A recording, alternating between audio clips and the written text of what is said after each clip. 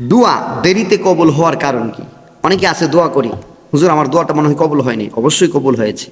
দোয়া আল্লাহ তাআলা কবুল করেন, কিন্তু কবুল হওয়ার কিছু শর্ত আছে। সেই শর্তগুলো অবশ্যই আপনার থাকতে হবে। যেমন আদ-দুআউ মাওকুফুন বাইনাস সামাওয়াতি ওয়াল আরদ,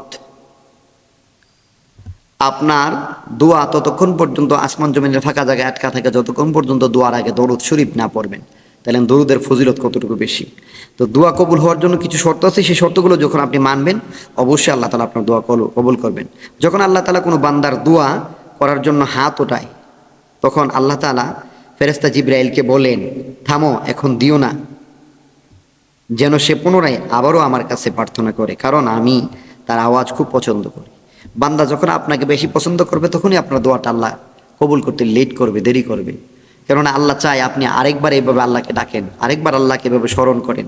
তাহলে দেখবেন অবশ্যই বারবার যখন স্মরণ করবেন, আল্লাহ যখন আপনাকে অধিক পরিমাণে ভালোবাসবে, তখন আপনার যা চাওয়া সব কিছু আল্লাহ তাআলা পূরণ করে দিবেন। এটা কানজুল উম্মান হাদিস নং 3261। এই হাদিসে এই কথাগুলো উল্লেখ করা আছে।